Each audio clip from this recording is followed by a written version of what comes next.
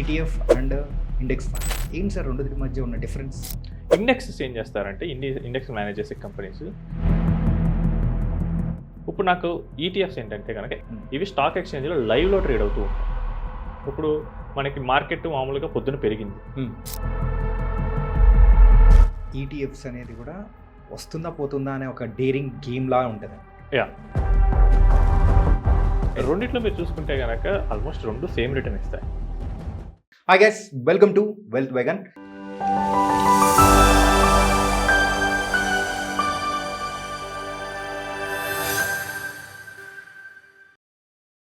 ఈరోజు మనం మాట్లాడుకోబోయే టాపిక్ ఏంటంటే ఈటీఎఫ్కి ఇండెక్స్ ఫండ్కి ఉన్న డిఫరెన్స్ ఏంటి. చాలామంది కూడా ఈ డిఫరెన్స్ అనేది కూడా తెలియకుండా మరి దాని గురించి ఒకటే అని కూడా అనుకుంటూ ఉంటారు. అసలు దీని గురించి మనం మాట్లాడుకోవడానికి, దీని గురించి ఇంకా ఎక్స్ప్లెయిన్ చేయడానికి మనతో పాటు కూడా మరి పర్సనల్ ఫైనాన్షియల్ ఎక్స్పర్ట్ అయిన సాయిరామ్ గారు ఉన్నారు. మరి ఆయనతో మాట్లాడదాం. Hi sir.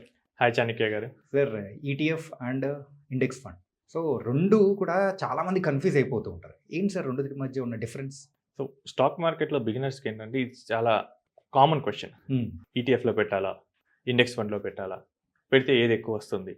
So 90% of the పీపుల్కి డిఫరెన్స్ తెలియదు. సో ఫస్ట్ మనం ఇండెక్స్ అంటే ఏంటో చూద్దాం. ఇండెక్స్ అంటే ఉదాహరణకు నిఫ్టీ 50 అనే ఒక ఇండెక్స్ ఉంది. ఇదేంటంటే ఇండియా టాప్ 50 కంపెనీస్ యొక్క వెయిటెడ్ యావరేజ్. వీటిని ఏం చేస్తారంటే ఇండెక్స్ని ఏదో ఒక స్టాక్ ఎక్స్చేంజ్ ఇండెక్స్ మేనేజ్మెంట్ కంపెనీతో క్రియేట్ చేస్తుంది. ఓకే. మెయిన్ యూజ్ ఏంటంటే ఇండెక్సెస్కి ఇప్పుడు మార్కెట్ పెరిగింది, మార్కెట్ పడింది, ఈ న్యూస్ మనం తరచుగా వింటుంటాం. అవును. బట్ మార్కెట్ పెరిగిందంటే ఏంటి? సో కొన్ని కంపెనీస్ పెరుగుతాయి, కొన్ని కంపెనీస్ తగ్గుతాయి డైలీ. బట్ ఓవరాల్గా మార్కెట్ పెరిగిందని ఎలా చెప్తాం? సో ఓవరాల్ మార్కెట్కి మనం శాంప్లింగ్ తీస్తాం. ఓవరాల్ మార్కెట్కి రిఫ్లెక్ట్ అయ్యేటట్లు కొన్ని సెలెక్టెడ్ కంపెనీస్ని వాళ్ళు నిఫ్టీ వాళ్ళు ఒక ఎన్ఎస్సి వాళ్ళు ఒక 50 కంపెనీస్ని సెలెక్ట్ చేసుకున్నారు. Okay. So across all sectors, financial sectors, telecom sector, next reality sector, IT, ఇలా అన్ని సెక్టార్స్ని, ఫార్మా, ఫైనాన్సెస్ అన్నిటి పెట్టుకొని ఒక సెలెక్టెడ్ 50 కంపెనీస్ సెలెక్ట్ చేసుకున్నాం. దీని యావరేజే నిఫ్టీ 50. ఓకే. సో ఇప్పుడు ఈ కంపెనీస్ యావరేజ్ పెరిగితే మార్కెట్ పెరిగినట్లు, ఈ కంపెనీస్ యావరేజ్ పడిపోతే మార్కెట్ పడినట్లు. ఇప్పుడు మనం నార్మల్గా అన్నం ఉడికిందా లేదా 1 or 2 మెతుకులు పట్టుకొని చూస్తాం, మొత్తాన్ని పెట్టి టెస్ట్ చేయం కదా. లేదు. సో మనకి మార్కెట్ మొత్తానికి శాంప్లింగ్ రిప్రజెంటేషన్ ఈ నిఫ్టీ 50. ఇది ఒక ఇండెక్స్. ఈ ఇండెక్స్ మీద వచ్చే mutual funday index mutual fund లేదా ఇండెక్స్ ఫండ్స్ సింపుల్గా. ఇప్పుడు మనకి మ్యూచువల్ ఫండ్లో 2 రకాలు ఉంటాయి. ఒకటి active fund, 2 passive fund. Active fund ఏంటంటే ఫండ్ మేనేజర్ డిస్క్రిషన్ ఉంటుంది. ఇప్పుడు ఫలానా కంపెనీలో ఇన్వెస్ట్ చేయాలి, ఈ కంపెనీ బాగా పెరుగుద్ది అని, లేదు ఈ కంపెనీలో ఇన్వెస్ట్ చేయకూడదు. ఫండ్ మేనేజర్కి డెసిషన్ ఉంటుంది. ఇప్పుడు వర్క్ అయితే బాగా క్లిక్ అవుతుంది, వర్క్ అవ్వకపోతే మైనస్ కూడా మైనస్. ఇండెక్సెస్ ఏం చేస్తారంటే ఇండెక్స్ మేనేజ్ చేసే కంపెనీస్ వాళ్ళు ప్రతి 6 నెలలకు ఒకసారి ఇండెక్స్లో ఉన్న కంపెనీస్ యొక్క పర్ఫార్మెన్స్ రివ్యూ చేస్తారు. ఏవైతే లాస్ మేకింగ్గా ఉన్నాయో వాటిని తీసేస్తారు. తీసేసి సేమ్ సెక్టర్లో ఉన్న వేరే కంపెనీస్ని యాడ్ చేస్తారు. సో ఇండెక్స్లో ఎప్పుడు విన్నర్సే ఉంటారు. ఫండ్ మేనేజర్కి అలా కాదు. ఫండ్ మేనేజర్ కాన్ఫిడెన్స్ ఉంటే 2 ఏళ్ళు 3 ఏళ్ళైనా ఉంచుతాడు. సో కంపెనీ అతని ఫండమెంటల్గా బాగుంటే కనుక ఏదో రోజు గ్రో అయిద్దని అతని నమ్మకం. బట్ ఇండెక్స్లో అలా ఏం చూడవు. జస్ట్ 6 నెలలకు ఒకసారి చూసుకుంటారు పర్ఫార్మెన్స్ ఏంటి, ఇదే కేటగిరీలో ఈ కంపెనీ కన్నా బెటర్గా ఏదైనా కంపెనీ ఉందా, ఓకే ఉంటే ఈ కంపెనీని తీసేసి వేరే కంపెనీని యాడ్ చేస్తారు. సో ఇండెక్స్లో ఎప్పుడు విన్నర్స్ ఉంటారు కాబట్టి కనీసం అక్కడ ఒక యావరేజ్ రిటర్న్ రావడానికి అవకాశం ఉంటుంది. మనకి చూసుకుంటే కనుక ఇండియన్ మార్కెట్లో చాలా వరకు మ్యూచువల్ ఫండ్ యాక్టివ్ కంపెనీస్ ఏంటంటే ఇండెక్స్ని వాటి నెగిటివ్ సైకిల్లో బీట్ చేయలేవు. ప్రతి మ్యూచువల్ ఫండ్కి positive cycle, up cycle, down cycle ఉంటుంది. డౌన్ సైకిల్ ఇది కామన్. సో మనకి క్రికెటర్స్కి ఫామ్ ఉన్నప్పుడు, ఫామ్ లేనప్పుడు అనేది డిఫరెన్స్ అనేది మనం చూస్తుంటాం. ఇండియన్ మ్యూచువల్ ఫండ్ కూడా ఫామ్ ఉంటుంది. ఆ ఫామ్ లేనప్పుడు ఏంటంటే ఇండెక్స్ కన్నా తక్కువ రిటర్న్ వస్తుంది. ఓకే. ఈ రిస్క్ని చాలామంది ఇన్వెస్టర్లకు బేర్ చేయడం ఇష్టం ఉండదు. సో నాకెందుకు ఇండెక్స్ పోతే కనీసం నాకు యావరేజ్ రిటర్న్ అయినా వస్తుంది కదా అని చెప్పేసి ఇండెక్స్ ఫండ్ వైపు వెళ్తున్నారు. మీరు చూసుకుంటే లార్జ్ క్యాప్ ఫండ్స్ చాలా మటుకు ఇండెక్స్ని బీట్ చేయలేకపోతున్నాయి. లార్జ్ క్యాప్స్ అంటే top 100 companies.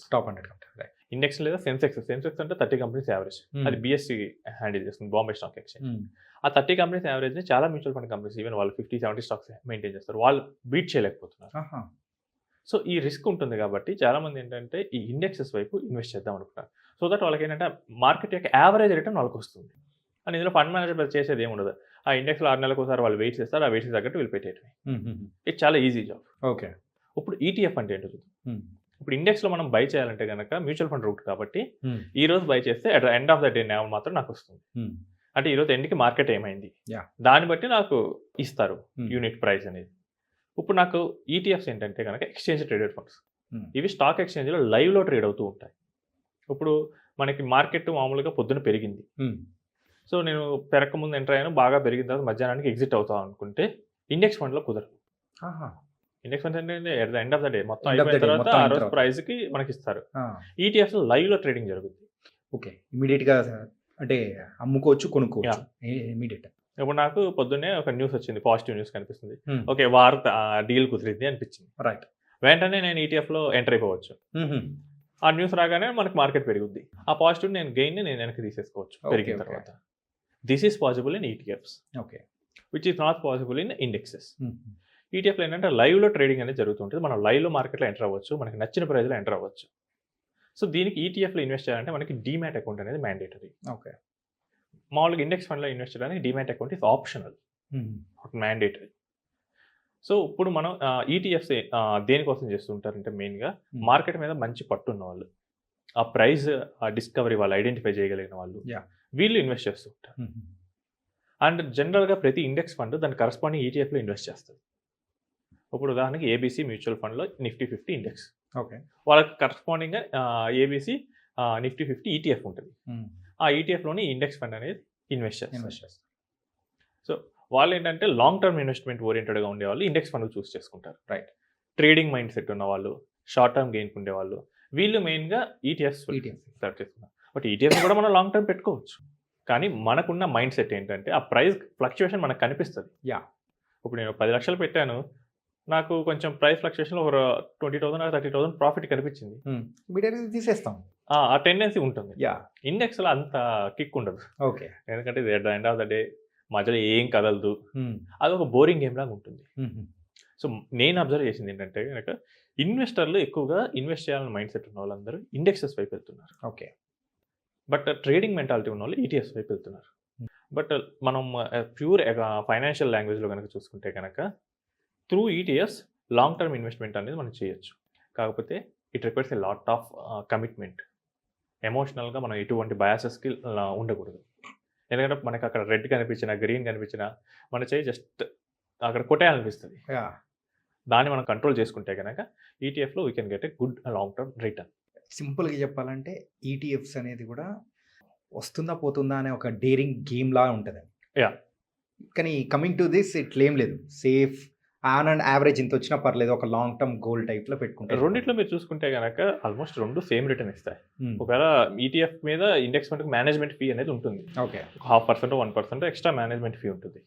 But ETFs offer చేసేది ఏంటంటే ఫ్లెక్సిబిలిటీ, కన్వీనియన్స్, లైవ్ ట్రేడింగ్. ఇవే 2 ఎడ్జెడ్ స్వాట్స్ కూడా. ఓకే.